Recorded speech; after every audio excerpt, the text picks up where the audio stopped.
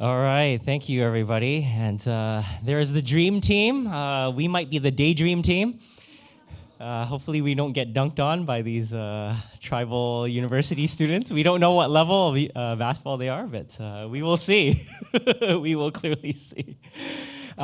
Speaking of seeing, I'm going to do a little bit of an eye test. Has anybody done magic before? Magic eye test, these pictures? Let's see it.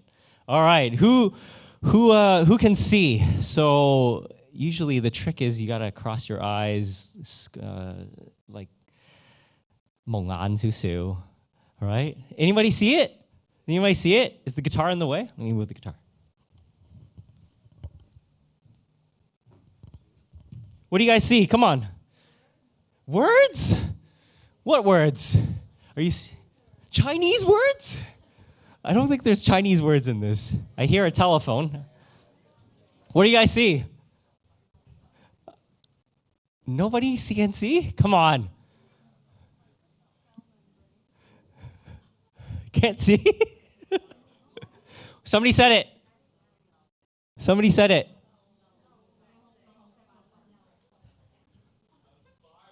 It's a spiral. Did you see a spiral? No. You can't see the spiral? Okay, all right, it's okay.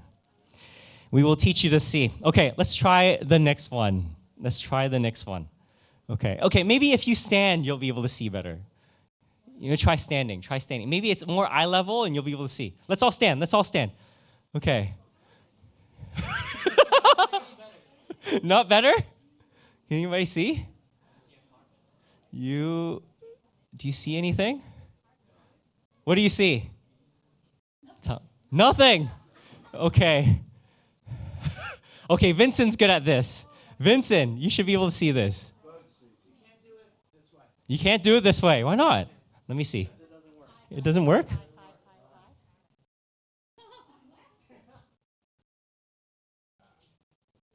Can you guys see it? It doesn't work? Oh, I see it.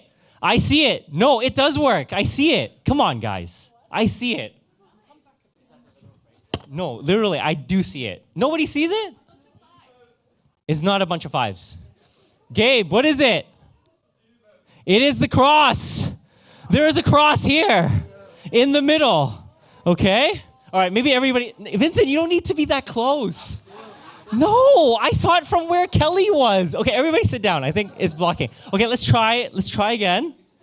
Next one. Let's try again. Okay, sit down. Pastor John, you're blocking everybody. You're preventing people from seeing. Okay, so squint your eyes a little bit, cross eye a little bit, and you'll be able to see it. Okay, is it better without the lights? Okay, some people are looking at the screen in the back. Okay, I will join you. Gordon, you're the eye doctor. Come on. Can you see it? Okay, you guys should see it. I see it now.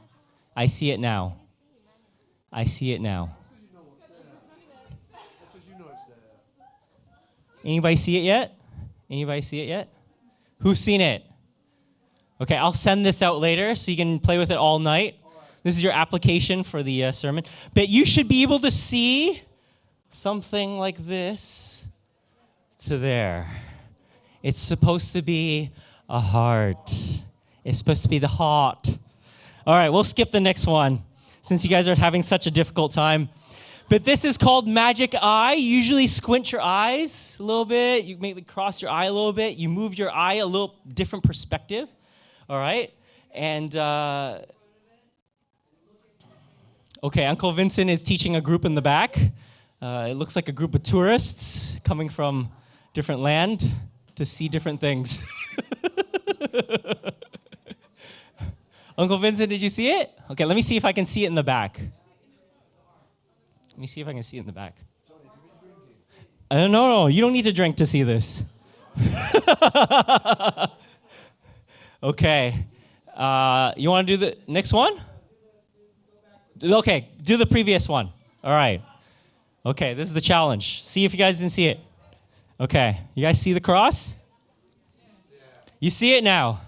Wow, you guys are all winners. At the cross. Yes, literally there is a cross in the middle. Who sees it? Raise your hand. Who's seen it? Okay, we see 5% of the people maybe. There's like 5 hands up. Good for you. Excellent. All right, it's okay. All right, we don't have time, guys, to look at you trying to see this all night. So it takes some skill. I didn't know how to do this at first either, but there's some tricks. You can look on the internet or ask Uncle Vincent afterwards. But the reason I'm doing this is because we're talking about a person who is blind and he couldn't see. But after an encounter with Jesus, he was able to see. Let's read Mark chapter 8 together. Let's read it. 1, 2, 3. They came to Bethsaida, and some people brought a blind man and begged Jesus to touch him. He took the blind man by the hand and led him outside the village. When he had spit on the man's eyes and put his hands on him, Jesus asked, "Do you see anything?" Let's continue. He looked up and said, "I see people. They look like trees walking around." Once more, Jesus put his hands on the man's eye. Then his eyes were opened. His sight was restored, and he saw everything clearly. Jesus sent him home, saying, "Don't even go into the village." All right. So we're looking at this passage, and where is Jesus? Bethsaida. Okay. Do you guys know what Beth means in Hebrew? It's don't know. Anybody know? Okay. So it means house of a fisher. Okay. Beth is I think it's house. So it's a small fishing village. So if anybody's been to the Sea of Galilee, Bethsaida is on the north side of the Sea of Galilee. Okay? And what is it known for? Well, Jesus actually talks about Bethsaida specifically afterwards. In Matthew chapter 11, "Woe to you, Chorazin! Woe to you, Bethsaida! For if the miracles that were performed in you had been performed in Tyre and Sidon, they would have repented long ago in sackcloth and ashes." So there were possibly many miracles that happened, and this was another miracle that happened in Bethsaida, although it's a bit outside of the town. So this was known as Philip's hometown. Philip was one of the disciples of Jesus, and it is apparent that he might have grown up here. All right, what's interesting about this story is that this blind man didn't go to Jesus himself. Okay, there's previous blind people that were healed. One was like, Jesus of Nazareth, where are you? Right? And Jesus walking along the road, and Jesus heard him. Out of all the people in the crowd, he heard him, and he went to heal this man.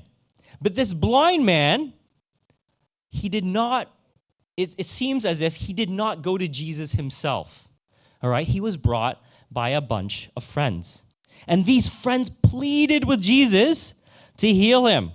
Right? What was the word that was used? They came, and people brought a blind man and begged Jesus to touch him. Begged. These people begged on behalf of this blind man that he would be healed. Pleading with Jesus. Pleading with Jesus. And that's the first thing that we see here. That this man had amazing friends. Amazing friends. Okay? And a lot of times, if we are able to admit to ourselves, we have our own blind spots. We have our own blind spots. There are things that we can't see. A lot of times when I get into a conflict, right, whether it could be at church, at home, or outside friends, I usually check with another person, right? Because maybe I'm too emotionally caught up in this, and I'm just like, my perspective is not right. Sometimes I play the trick like, oh, if I could counsel myself. Have anybody tried this before? Self-counseling. So imagine you are counseling with yourself, and you're trying to be not emotional, and you're trying to give yourself advice. What advice would you give? right? Or, oh, maybe you're too emotional or you're attached. You can't see certain things. All right? We have certain blind spots. This man was literally blind, and he had special friends. Do you have special friends that help you when you cannot see? Who thinks they have really special friends that point out to them things that they cannot see? Sandra, do you point out things to John? Agnes, do you point out things to Vincent? All the time. In the story of the Bible, one story particularly comes out. David. Who was his best friend? Jonathan. Jonathan was his best friend. Who was chasing after him? Saul. Who is Jonathan's dad? Weird relationship, right? Really weird relationship. So his dad wants to kill David because he's supposed to be the next king, and Saul is like really want to hold on to his power. And Jonathan is David's best friend. And so a lot of times David wanted to give up. He wanted to give up. I should just give myself up. And Jonathan was like, no, you can't give up. God has sworn to you that you will be the next king. And I, your friend, am standing beside you, even though it's against my father. You know, that's a tough situation for Jonathan, right? Who wants to be the best friend of a person that your dad wants to kill? Anybody want to be in this situation? It's a tough situation. Hollywood couldn't come up with a better story. They copied the story probably. Jonathan was that best friend. Many times, David was hiding in a cave. The Israel team, did you guys go into some caves in Israel? Yeah? Was it fun living in those caves? Would you stay overnight? You know, you'd have to eat there, do your stuff there, right? Saul did something there. He had to go. Was it fun? No. Saul was chasing him for so many days. David wanted to give up also, but his friends held on to him, told him to not give up. Imagine an army chasing after you. You know, who's been chased before? Anybody want to be on the run? Yeah? Don't put your hands up. It's okay. Who wants to be chased constantly? Right? Like the movie, The Fugitive, right? That's the movie, you know, Uncle Vincent's time, you know, Harrison Ford, right? Always getting chased by the FBI, hiding from house to house, right? Having to change identities. Nobody wants to have that. But who held David up? It was his friends. David held up his friends. And this blind man, I don't know how long he's been blind for, but he has some amazing friends. And these friends went out of the way to take him to Jesus. And they begged. The NIV word here is begged. Have you guys begged for anything in your life? Anybody begged for anything? Right? Maybe your husband is in the hospital. You're begging the doctors to do the best that they can. I remember in my town in Mississauga, we had a church, and one of the church members, his son, who was a university student, suddenly caught cancer. And I don't remember what kind of cancer it was. I think it was a tumor in his brain. And my parents visited his mom, who didn't go to church at that time. Only his father went to the church. And as soon as my parents went to their house, the mother was on the floor begging my parents, please help my son. Please heal him if you can. Do something, help. Begging.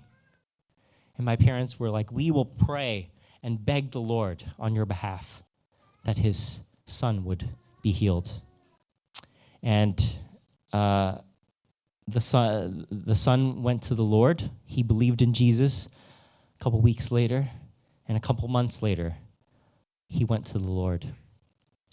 And so this mom begged on the ground towards my parents, who were the pastors, for their son.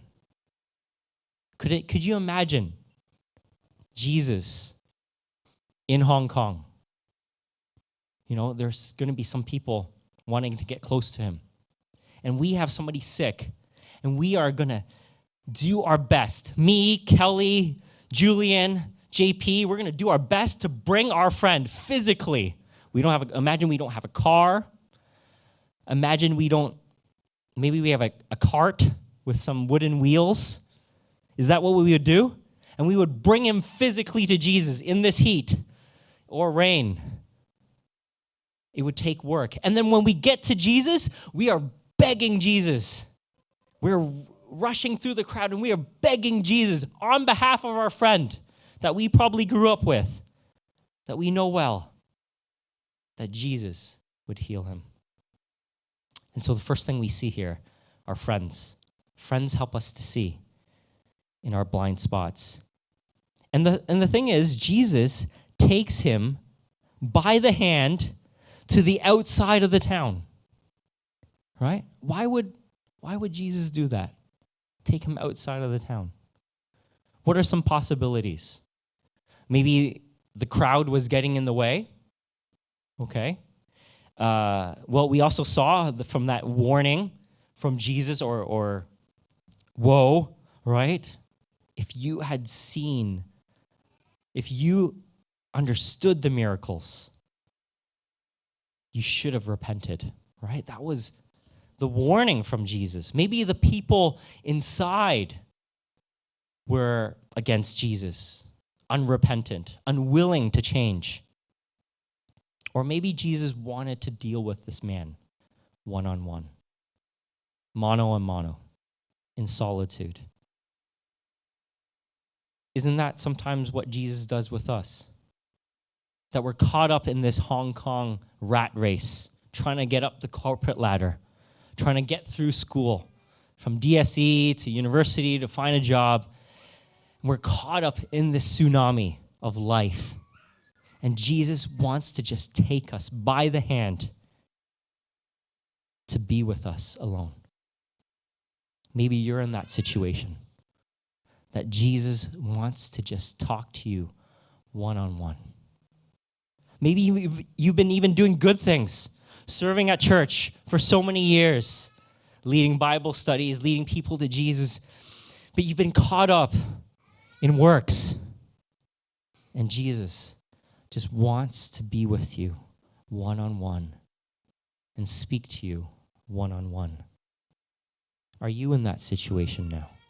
That God wants to take you out of your town into private and speak to you one-on-one. And we look at this healing process. So, why does Jesus heal in this way? There's a two-step process we see. So the first thing Jesus does is he spits, right, into the man's eyes. Okay? Dr. Gordon, do you use this for your healing process? I've been to his clinic. I don't think he did that before I was drugged. I'm joking. It was a two-step process. Jesus spit in this man's eyes, okay? And then he put his hands on his eyes, okay? And then he asks a question. Do you see? Do you see? Dr. Gordon, do you do a two-step process for your healing? Sandra would know. She's been in the clinic, okay, recently. Do you see? And this indicates the healing process has sort of begun. What does the man say? Do you guys remember? Well, I sort of see. What did he say? I see people that look like trees. I see trees of green. Is that the song? Maybe that's where he got it from, this song, huh? See trees of green, all right? And this man, what does this say about this man? That he sees sort of people that looks like trees. It must mean that he wasn't specifically born blind. He must have seen people before or trees before, right? That's one possibility, that he wasn't born blind. Something must have happened. We don't know what, all right? Because he's describing things that he sees. And then there is a second laying of hands upon the eyes. And then he is able to see clearly. Complete healing. Complete healing. Complete healing. Now, is spitting part of Jesus' healing process? Have we seen this before? Actually, there are other parallel miracles that he does use spit. Okay? In John chapter 9, there's a man born blind. He spits in some mud and puts the mud with saliva onto the eyes in John chapter 9 and tells him to clean his eyes, the mud from his eyes in the pool. Okay? So Jesus has used spit before. There's another man in Mark chapter 10, later verses, a blind man, and Jesus does not use spit. Okay? Jesus uses spoken word. Be healed. See. Right? And so it's interesting, however, that Jesus uses spitting on the eyes for this process. Now, some people say, I'm going to skip a couple of slides actually. Why does Jesus heal this man this way? One possibility, maybe the blind man's eyes were really dirty and it needed some washing, right? Have you guys waken up before and you just kind of, there's some stuff in your eyes, right? You got to, right? Oh, can't see clearly, right? Maybe there's some stuff in his eyes. There's this quote from Howard, the commentary, to remove the dirt and dried secretions from the eyelids preparatory to the healing. Okay, so that's one view. The other view is, could Jesus have miscalculated the miracle? Could Jesus have miscalculated? Okay, not enough laying of hands or not enough spit, right? Could Jesus have had a bad day? I had a bad day. Da, da, da, da. Yeah? Out of tune? Okay, Uncle Vincent will sing it for us later. Could Jesus have had an off day? You know, we all have off days. Jesus is fully human and fully God. Could he have had a bad day? Well, that possibly is not the case because we see the healing is well on its way, right? We see that Jesus is not lacking in power or is weak that day. Another possibility is, could this man not have had enough faith? Jesus was testing his faith. What do you see? Right? He wasn't willing, maybe he wasn't willing to open his eyes yet. Right? And so Jesus wanted to test him to be like, how great is your faith? What do you see? Right? And so that could be a third possibility. But what is most likely here is that we believe Jesus can heal in many ways. He can heal instantly. He can heal through a process. Sometimes Jesus can say your healing will take place in eternity. That is sometimes God's will. It could be now, it could be later, it could be not till eternity. Has any of us begged the Lord to take away something or heal something in your life? Yeah? Has Jesus healed right away, immediately? A lot of times he doesn't heal immediately. Sometimes it's a process of trusting him. There's a process, 2-step process, 3-step, 10-step process sometimes healing takes time. And it is us needing to trust him in his perfect timing. There was a person in our university group that recommended his friend to talk to me. His friend was in Toronto, and he had just broken up with his girlfriend, or his girlfriend left him. Okay? All right? Don't laugh, Charles. It might happen to you.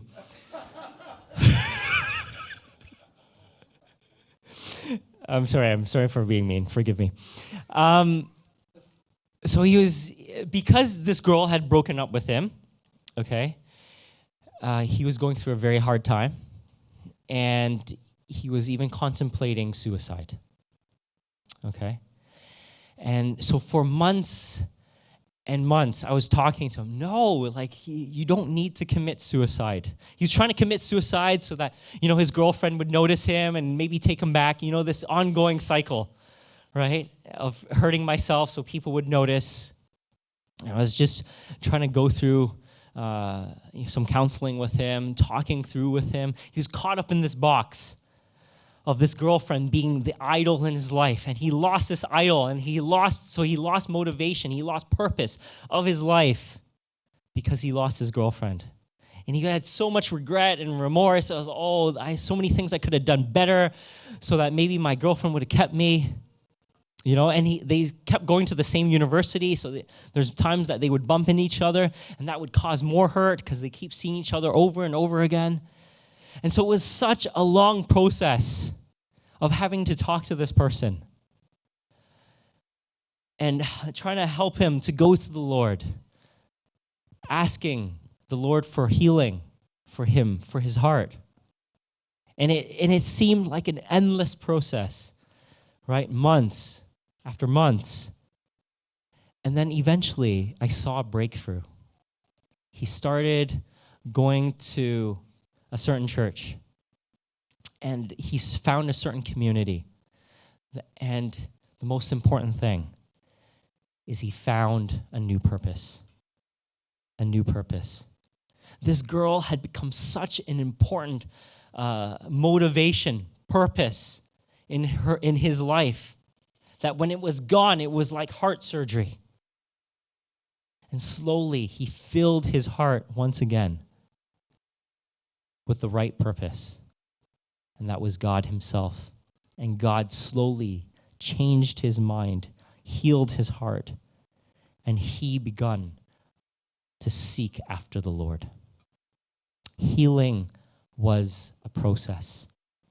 And I admit, there were times where I didn't know whether this friend would be healed. I didn't know. It was a difficult process. There were times where he would mess in it and be like, I don't know if I couldn't go on any longer. It was a process. And sometimes God heals us in a process.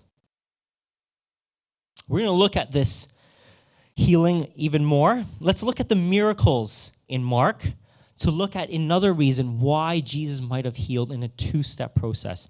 Okay, cycle number one, miracles in Mark.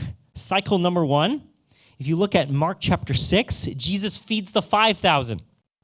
And then he has a debate with the Pharisees and scribes. Who are you to heal? Who are you to be feeding? Under what authority? Right? He has a debate. And then there was a healing of a deaf man in Mark chapter 7 that followed. So, in verse 33, after he took him aside, away from the crowd, Jesus put his finger into the man's ear. Then he spit and touched the man's tongue. Now, that's interesting, right? Once again, he uses spit. Okay, I'm not saying store up your spit for some spiritual miracle afterwards, okay? That's not what I'm saying. I'm just saying these are the observations that I'm making. So there is bread, the feeding. There is a debate. And then there is a speech, right? A healing. That's the first cycle. Let's compare the first cycle with the second cycle, okay? So the second cycle, we also see, okay, actually it's the feeding of the 4,000. 4,000, Mark chapter 8, feeding of the 4,000. And then there's also a debate with the Pharisees and scribes in Mark chapter 8, verses 10 and 12. Once again, there's a debate. And then next, there is also a healing. And this is the story where we're looking at today, the healing of a blind man. Both instances, there is a feeding. Both instances, there is a debate. And in both instances, there is a healing. One of a deaf man and one of a blind man. And interestingly, Jesus both uses spit in both healings. And so, what does it mean? What could it mean that Jesus was using this two-step process? So, we went through several reasons, right? It could be, what were the reasons I said?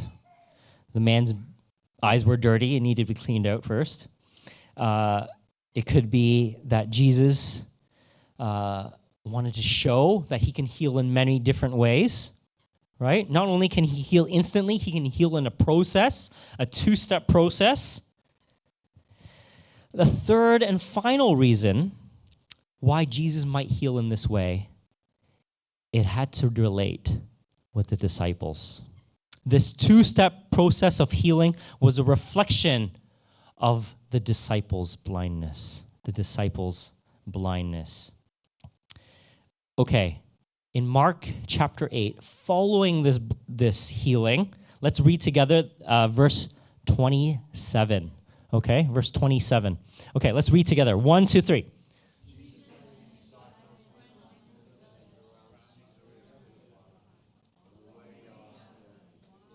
People say I am. They replied, some say John the Baptist, others say Elijah, and still others the prophets.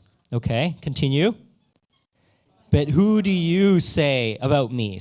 But what do you say about me? He asked, who do you say I am? Peter answered, you are the Messiah. You are the Messiah.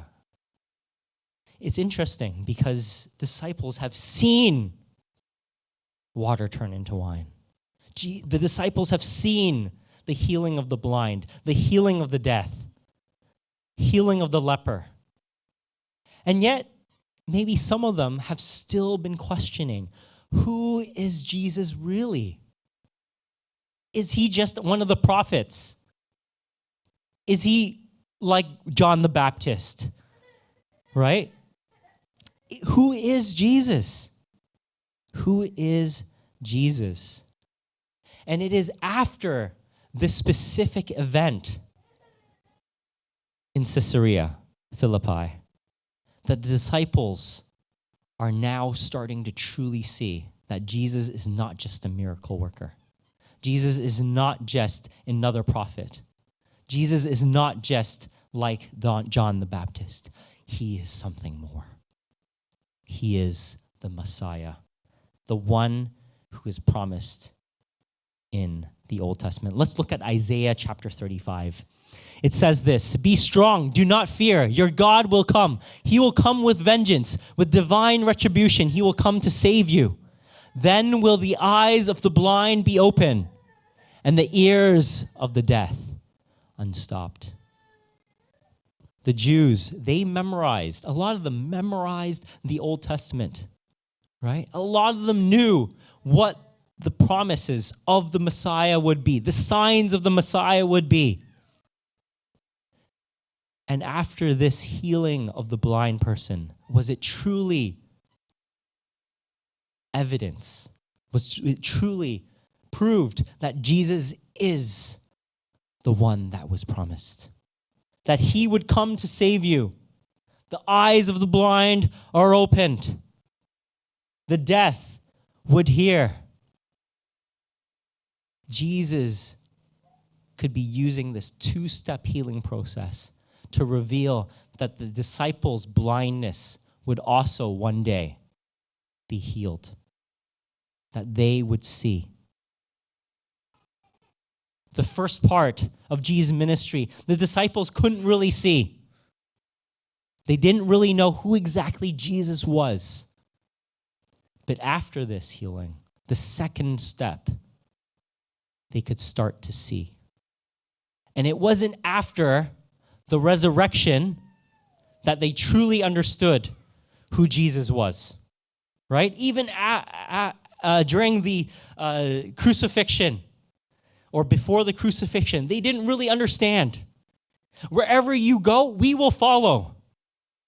No. The place that I'm going, you cannot come. But I will send another helper, and he will be with you forever. It was a 2-step process. And so the question for us today is also, do we see the real Jesus? Do we see the real Jesus? If you actually look at this, this is actually a picture of the crucifixion. We just came back from Explorer Camp, and Pastor James was doing the speaking at the camp, and he was really talking on the theme of real versus fake. Real versus fake. And a lot of times in our life, we don't know if it's real or fake, especially some of the things you buy, right? And Pastor James was talking about the process of buying shoes sometimes, right? You don't know whether it's real or it's fake. And sometimes you got to look on the internet to see the comparisons between the reals and the fakes. And sometimes the reals are so real, right? They're even better quality sometimes than the fakes. The fakes are better quality than the reals, the real shoes, right? I remember, sometimes I'm buying secondhand shoes, and it's I don't want to do that because you don't know sometimes whether it's real or fake.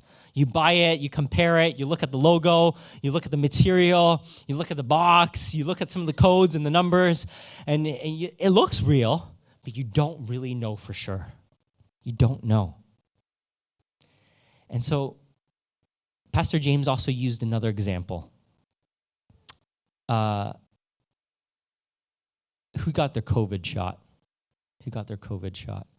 Yeah, it should be everybody almost, right? Because Hong Kong's great at that. Do you know what they do in the vaccine? What do they put in you? Is it some special sauce? Yeah, ketchup? What do they put in you? They put in you, it's supposed to be a weak version of the virus, okay? Or a very weak version, so that your body recognizes it and has already healed from it. And so when the real version of the virus comes in, it already knows, oh, I've gone through this, right? I can heal easily. And so a lot of the times, we have a weaker version of Jesus, or a version that we want to see, right? We want to see Jesus as a miracle worker. We want to see Jesus as a genie in a bottle. Oh, when I need help, I'll rub the genie, and hopefully he'll be there. Or a light switch, right? Oh, I'm going to turn it off, 6 days of the week. But when I'm at church on Saturday, I'm going to turn it on and put on my happy Jesus face, right? What version of Jesus do you have? Is it a weakened version? Is it a fake version? Or is it the real Jesus? He's not just a miracle worker. He's not just like another prophet. He is the Messiah, the one who is, the one who was and will come again. Do you know the real Jesus?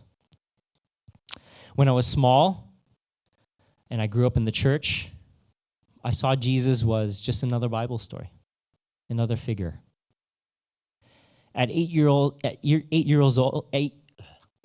old, when I asked Jesus into my life, I started to see Jesus as someone I could talk to, someone I could pray to. When I was 14, and I dedicated my life to Jesus, and Jesus touched my heart and moved me, I saw Jesus as a king that I needed to serve. As a king. that I needed to serve, that I gave up my life to serving. And as I've gone through the ups and downs of life, I've seen Jesus as a friend who stood by me, who's been there for me. And as I've gone through different circumstances in life, I've started to see that Jesus and God is a father who cares, a father who loves, a father who's always there. Have you seen the real Jesus? Have you seen the real Jesus? As I invite the band to come up, I want us to just take some time to reflect. Who is Jesus to you? Is he just a historical figure? Who is Jesus to you? Is he just somebody that you know of? Or is Jesus your friend?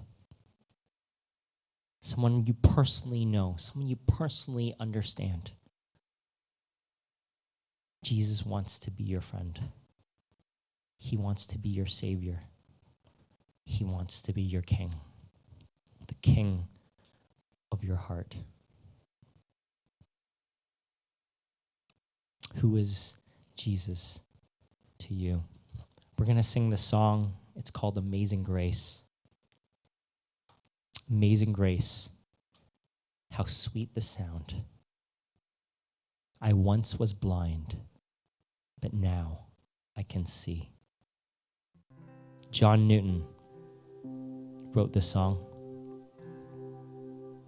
Before, he was a slave trader, did horrible things, mistreated people. But when God opened his eyes, he saw his sin. He saw his wrongdoing. And he said, who is it that can save a wretch like me? I once was blind, but now I can see. He experienced the real Jesus, a transforming, saving, miracle, way maker. And that led him to write this song, Amazing Grace. Let us stand and respond.